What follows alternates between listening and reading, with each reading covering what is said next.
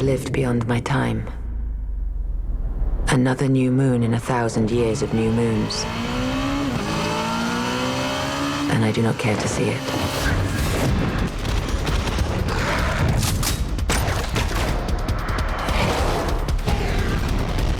Underworld was a big stretch for me and sort of a test to see if I could do it. And certainly wasn't expecting to be finding myself doing, number 5 in a franchise.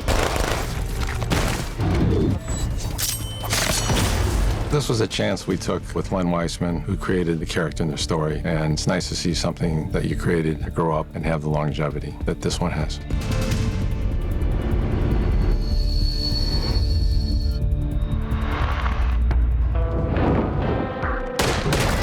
It's great to have Kate back for the 4th time in Underworld 5. One of the themes that runs through all of the Underworld movies is the character of Selene and what she has lost. Selene was originally a human who lost her family first. There, my child. You are safe now. And she later discovers that it was Viktor who actually killed them, and he turned her into a vampire and into the most capable of death dealers. It wasn't the Lycans. It was you. Then she fell in love with Michael Corvin, who was a descendant of the original blood strain, and she lost Michael at the end of Underworld 2. The worlds have changed quite a lot for each movie. It's always interesting to come back and play a character that you played before.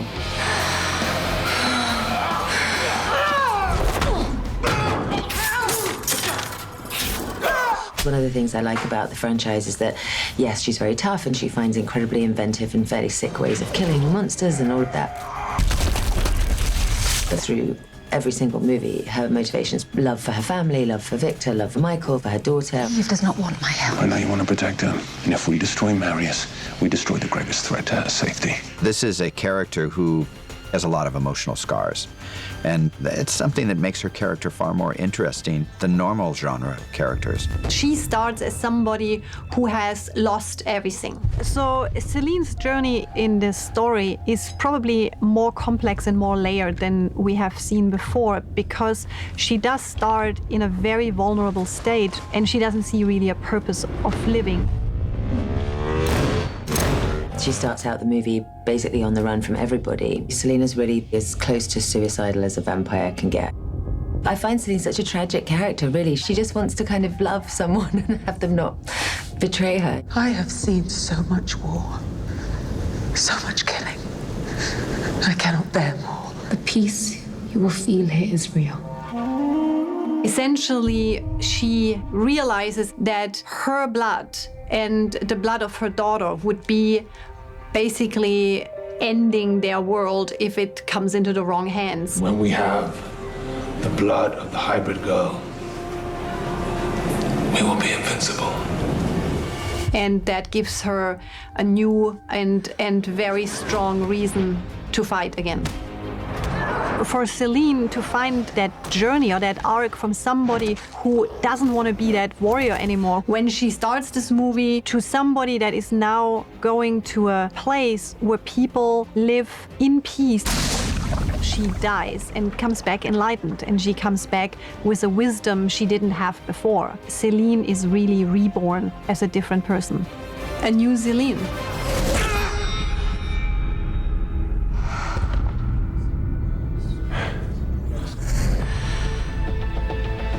What was really amazing is to explore the new facets of Selene in that new story, because she's clearly evolving. We go ready and action. It was really amazing to collaborate with Kate and come up with those new facets, and she was very open to ideas, and it was a great collaboration. Thank you, gang. Pictures up. It was good to be working with Kate again because she knows the character so well and she peppers it with fun. Kate, of course, leaps and jumps around and does all her own stunts and stuff, and she's a very, very talented woman. She's elevated this franchise. And action. Kate's been doing this a long time. She shows up, she does it great, she does it perfectly, and then we move on. I really was lucky to work with her and also just learn off her as well, because she's such a phenomenal actress. I think she brings an incredible amount of grace to the character of Selene. So it's really fun engaging with her as myself, but then also as Alexia.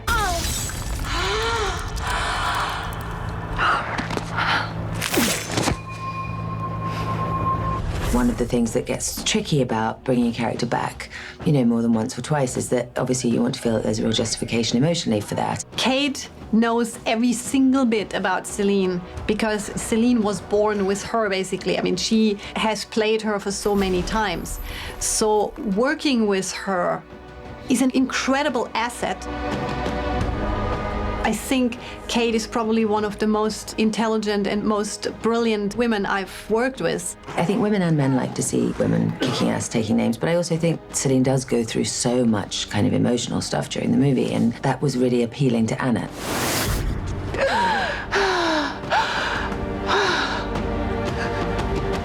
You killed Michael.